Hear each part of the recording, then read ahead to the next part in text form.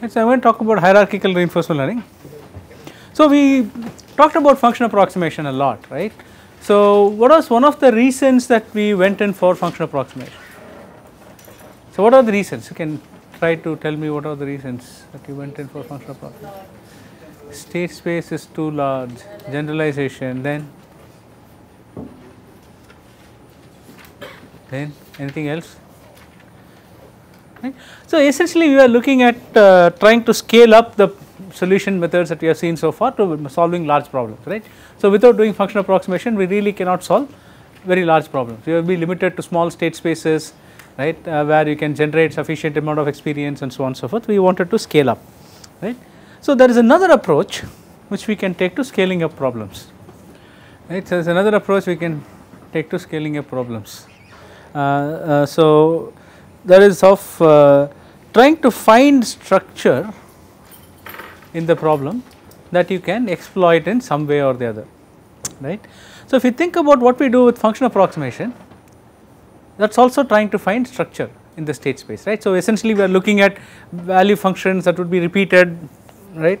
That is what you are looking at, right. That is when you do generalization, that is essentially what it is, right. So multiple states we want them to have the same value, that essentially means that you expect those values to be close together anyway, right. That is why you are clubbing them together as a single representation, or you are representing a policy, you expect the policy to have some structure, that it will be repeated again and again in the state space, and that is why you are doing some kind of parameterized representation for the policy. So you expect this kind of some structure in the policy space and some structure in the value function representation that you are hoping to exploit when you do function approximation, right. But we can be a little bit more cleverer about looking for a structure and look for more, I mean some kind of higher order structure. So what do I mean by this? Instead of looking at small, I mean actions repeating over and over again in the state space, right, I could think of sub problems that you solve over and over again when you are solving a much larger problem, right. So for example, think of playing some kind of a game, right. So there might be small moves that you make repeatedly in the process of actually trying to solve the larger game, right. Or the usual example that I give is that of navigation, right. So there are so many problems that you solve again and again when we are trying to solve navigation problems. So for example, suppose I do not know, most of my students are tired of hearing this example, but suppose you want to go to Central Station from here, right. How will you go about doing that? How will you go to Central Station? Give me directions. Huh? What's that? Through which medium of transport? To which medium of transportation? Good point. Is that part of the problem? Huh? Is that part of the problem? It's a good question, right? So I can say that I want to minimize cost. Huh? Take a local train. Give me directions. Don't say local train. Why do I know where the local train is? I am an out of towner. Give me directions. Okay, go to the main gate, take Ah. a main gate. Go to the Kasturbai local. Okay, and then get into a train Get there. a train to Park Town. Okay, Get down there, cross the road to. there you go. So now you actually used a lot of sub problems. So you told me go to the main gate, right? So hey, that's the problem I have to solve, right? If somehow I had been dropped here from the sky, right, I wouldn't know how to go to the main gate also, right. That is a problem that I have to solve. So very naturally humans tend to break down long horizon solutions into sub problems, right. This is something that we do naturally, almost like it's like second nature, right? I mean you just don't even think about it, you just say okay, solve this problem, you immediately try to break it down into smaller sub problems and then try to solve the smaller sub problems and then put the solutions together, right. So that is something, a very natural way that we have of solving very large problems. I mean there are physical limitations as to why humans have to break it down into smaller horizon problems. The humans can't pay attention for, I mean if the horizon is too long we kind of lose perspective.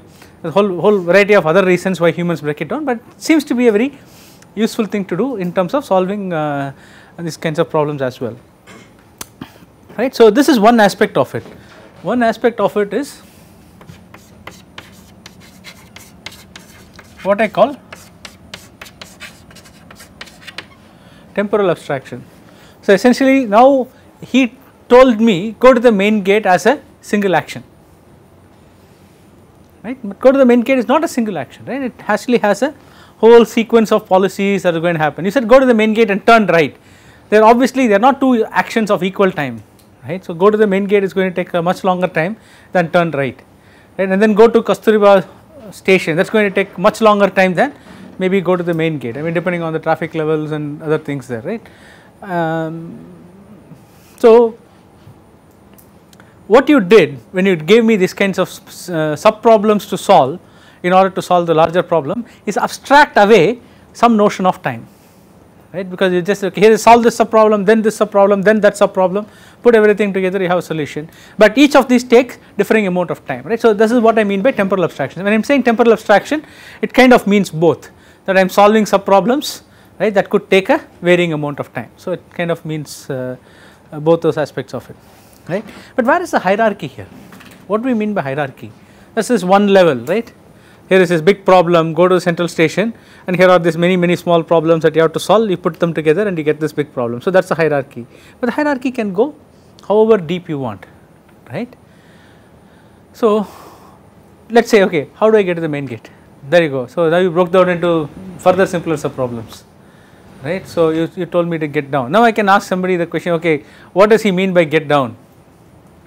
Right, I can't obviously not jump down, right. So right, so walk to the left, take the lift down. Luckily we can do that now. So last month you could just walk downstairs and then walk out of the building and then take a left, take another left, and then you will get to the bus stop, wait for the bus, get into the bus and so on. So now you see that you can actually start breaking these things down into smaller and smaller sub problems. To the effect, then I will finally ask you, okay, how do I walk to the lift? Oh, you have got to go further down. In fact, you started solving this problem of going to the central station when you are about 1 year old, walking, right. So walking is a learned behavior. For humans, walking is not a natural behavior, right. So it is a learned behavior. So as babies, you learn to walk around when you are about a year or so old, right. So you actually started solving this problem a long time back. You just didn't know it yet. So that's the whole beauty about hierarchy. So you learn solutions, right, that can actually be used over and over again for many other problems. So if I'm leaving at the granularity of catch a train and go to Park Station, maybe I'm becoming very particular. But then if you start thinking about the other sub problems I have to solve along the way, get out of this building. That's a problem that you solve every day we have a class. Right, at least every day we have a class, right, and then you decide where you want to go after that, but that is a sub problem that you solve, right. You can actually afford to optimize this sub problem, right. What should I do, when should I catch the lift? The lift is in the first floor, I am better off walking down the stairs versus the lift is in the second floor, maybe I should press the button and wait, right. You can start optimizing to that level of solution for this kinds of hierarchical, reusable problems, right. So if you want to figure out whether you need to go to the Park Station or not, you are probably going to do this once a semester.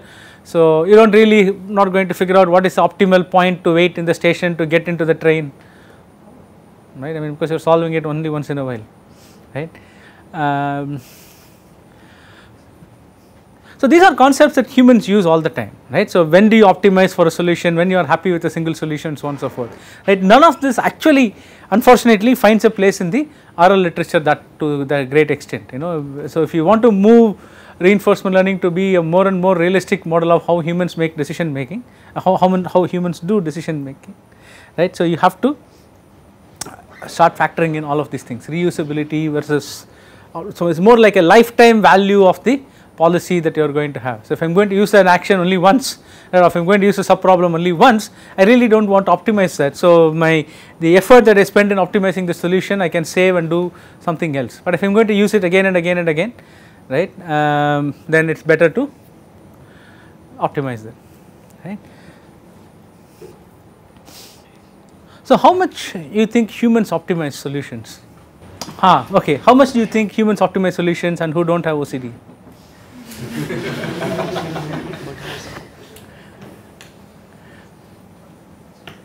In general, do you think we optimize solutions?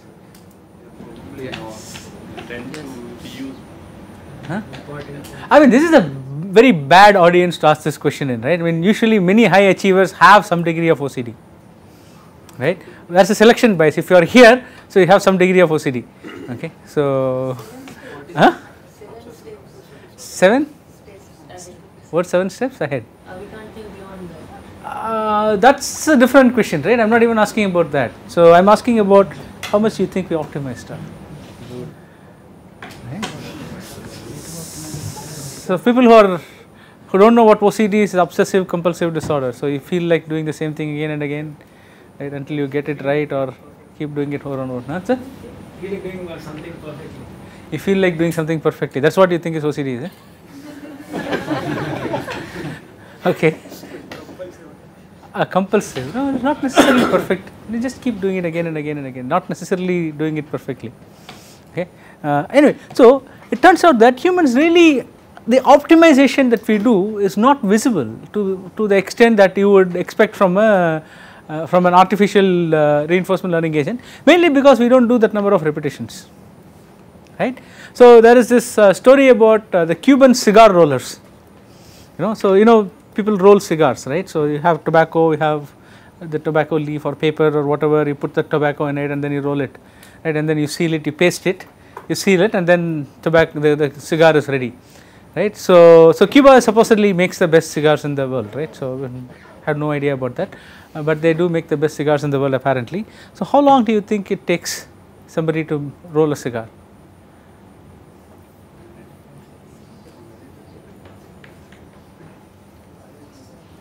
Roughly an hour, a minute, half an hour. Huh? Close to? Close to a minute. Maybe less than a minute. Okay. So obviously there is something here, right? I am not telling the story otherwise. So any other guesses? I don't know, maybe 1 hour. 1 hour. Oh man. Maybe 1 hour, sure, I don't know. We're going for a Guinness record for cigar, make the world's largest cigar or something like that, yeah. So people who have been doing this, and so it's one of those ugly truths of all these fantastic world's best industries, right? There are humans behind it slaving away. So people who have been doing this for years and years and years, like 20 years, have been rolling cigars for 20 years or so, can do it in less than 7 seconds.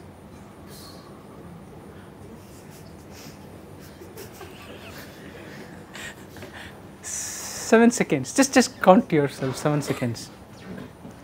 Take a paper, spread it out, put tobacco on it, put the right measure, right? I mean the quality control has to be there. If you are making cigars that don't satisfy the Cuban quality, then they throw it out, right? So 7 seconds. So humans do optimize given sufficient number of trials, right? So but then we don't usually get to do 20 years of cigar rolling, right? So you don't get to see that much of optimization, but you will see that in sports persons. Right, so sports people do a lot of optimization, right? So Sachin Tendulkar does like 14 hours of nets a day for 35 years, right? And then he can play the same shot again and again and again with the exact same precision without a small deviation. That's because he's optimized the stroke to that extent, right? So so we do significant amount of optimization. So going back to the point, so we don't try to optimize things we don't repeat often.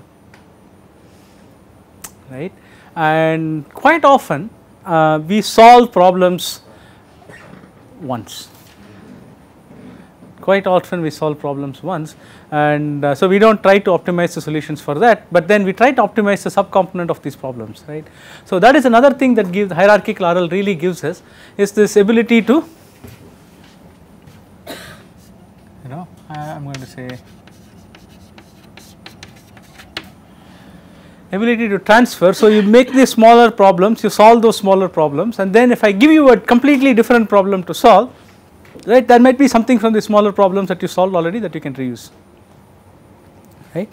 And I don't know, so these are some of these are my thoughts about hierarchical RL, right? So hierarchical reinforcement learning also gives you meaningful modules to optimize, trying to say that, okay, here is this very large problem, I am going to optimize how I am going to solve it, doesn't make sense. Quite often there is this huge disconnect between the planning community, right? In AI there is a very large community that does what they call planning. So, the planning problem is I give you a start position and I give you a goal position, right, and you have to figure out a sequence of operators that you have to apply to get from the start position to the goal position, right, and each operator has a set of preconditions. So, you can apply those operators only if the preconditions are satisfied, right. So, for example, I can put a phone down here only if the table is empty, right, that is a precondition. So, put something down requires the condition that the table should be empty at the point where I am trying to put it down. Let us say I am not stacking up things, but let us say I just want to put it down somewhere. So, it has to be empty. So, those things like that, right. So, I have preconditions and then I have post conditions, things that hold after the operator has been employed, right. So, once I put it down, what is going to happen? The table will no longer be free because I put something down on the table. So, that is a post condition. Now, because some post conditions have become true, some other operators might now become feasible, right. So, I go and pick some of those operators, or it could be some operator that was earlier or already was feasible that is still feasible. So, I look among all the operators that are feasible, I find another action and then I do this, right. So, quite often people in the planning community are happy to find a solution, because if you think about the complexity of the problem, it is a really hard problem to solve, because it can be a combinatorial explosion of possible paths that you can take, right. So, to figure out even one path that takes you from the start to goal, people are all happy. They say, okay, here I solved the problem. So, why do you want to do this again, right? If I want to stack up, I want to clean the table, I want to put all this away in a single pile, right? I have done that once. Okay, why do I want to repeat it again? So, it does not even make sense to them that you want to repeat things again, right? So, if you are talking about a very large problem, maybe repeatability is an issue, and why do you want to learn becomes an issue. You are happy solving things using these kinds of planning operations. If I have an efficient way of searching through this operator space, I could just do it, solve the problem and get away with it. So, now the question becomes, why learn at all? Why can't you just do planning and be happy with it?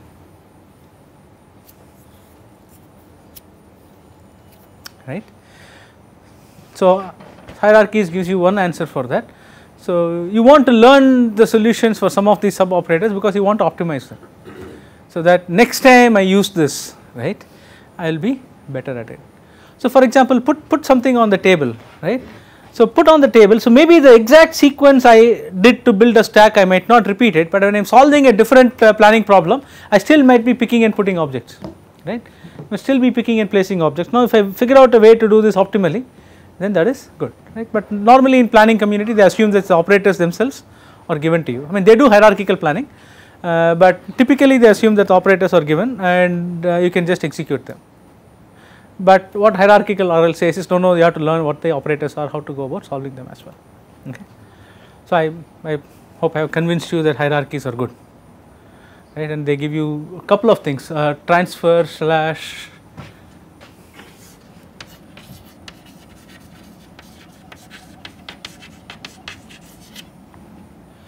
it gives you temporal abstraction, gives you transfer slash reusability.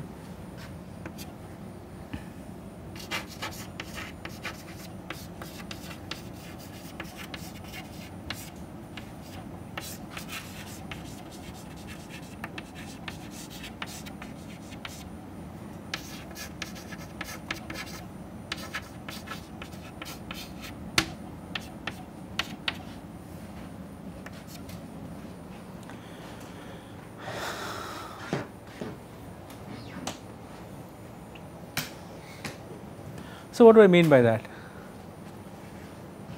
So, what do I mean by state abstraction in the first place? Remember, state abstraction is essentially the fees, right. So, when we do function approximation and other things, we talked about using the function phi, right. It allows you to aggregate states together, right, or you know, I mean, operate as an indicator variable of some sorts. We are talking about that, right. So, let me go back to the problem of getting to the central station. Right. So, you define a solution for, let us say, the problem of getting to the main gate, right. When I want to solve the problem of getting to the main gate, do I care about where I am going to after that?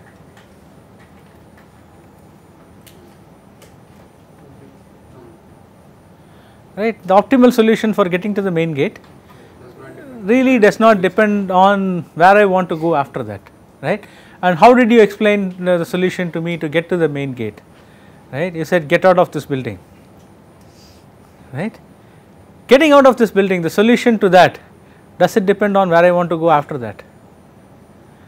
So it does not even matter if I am going to the main gate or to the velocity. Well, maybe to some extent, but assuming that there is only one way, all of us obey the vehicle rules and go out only through the out gate, right? It really does not matter whether I am going to the velocity gate or going back to my hostel or whatever, right? It does not matter, right? So it is just the same solution. So it turns out that when I start breaking things down into these kinds of sub problems, I can start focusing on things that are only needed for solving the sub problems, right? This gives me two things. What are the two advantages it gives me? Reduced state space means fewer parameters, right? So I have a simpler problem to solve, right? In the context of going to central station, right, it might be a very large state space. If you even stop and think about it, right, it will be mind boggling. The state space is mind boggling, right? You have to worry about the state of the vehicles on the road while you walk to this Kasturiba train station. You have to worry about the timetable. You will have to worry about where the platform is there, and I mean whether you can stand here without getting run over by the train. I mean there are so many things you will have to worry about, right? The state space is so humongous. So if you just think of putting together a vector that represents the entire state space, okay, and then trying to plan how to exit the building in that state space, right, you are going to fail. There is just so many extraneous variables which are not needed, right, and I can't abstract all of them away, right. I need to know where the vehicles are going on the road when I am walking on the Kasturiba, when I am walking on the Sardar Patel road, right? I can't ignore it. So I need to know where to stand on the platform when the train comes in, so I can't ignore that variable as well, right, but I can ignore them when I am actually solving how to get out of this building, right. I can ignore a whole bunch of variables when I am trying to solve how to get out of this building. So it gives me more meaningful representation, right, in the sense of what is needed at that point to solve a problem. Okay. Anything else it gives me? This kind of more powerful state abstraction. This is what really enables the transfer, right. If I had solved the problem with a vector space that included states that talk about the central station, I cannot reuse the solution for exiting the building to go to the velocity gate, because I will have central station variables in here, right, which are absolutely irrelevant to this problem. In fact, they do not even exist in this problem domain, right. So I am actually talking about going to the velocity gate, right. So I can't really take the solution as it is defined in that problem and use it here, but I can use it if the solution is defined only in terms of the state variables with respect to this room or this building, right. So it allows me to have greater reusability. It reduces the state space so that I can do efficient learning. It also allows me to have greater reusability, right. So that is essentially the three things that hierarchies really enable for you, right. And so what we will do this class and the next is look at different hierarchical reinforcement learning frameworks that have been proposed, okay, over the years. And so I am a huge believer in hierarchies, right. So I think from 96 I have been working in hierarchical RL, and so I am a huge believer in hierarchies and how people use hierarchies for problem solving. And there are so many other aspects, so many other 20 years, huh? Oh wow, okay. There are so many other, no, I am just a moment of feeling old, that is all. Yeah. So many issues that to do with the hierarchies that people really have not started exploring in depth, in detail. And in fact I can do a whole semester course on hierarchical RL. There are so many issues that come up, and there are so many interesting things. So probably next semester in that course we will spend some amount of time investigating hierarchical RL, other than apart from the other methods that we will be talking about. And let us see, okay.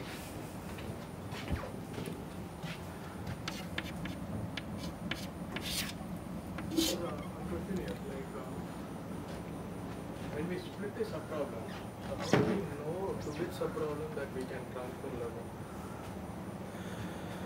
Good question. How do we split subproblems? Maybe that is one criteria you should put in when you are splitting subproblems. Split it so that I can use it for other problems. Who tells you that? Right? It's a hard question.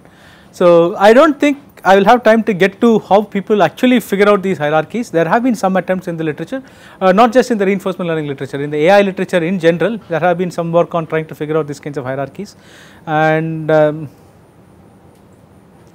dissatisfying at best. There are so many issues. I mean, exactly the question that you asked, right? There is no good answer for that. How do we figure out how an option or how a subproblem is reusable, right? There is no good answer for that.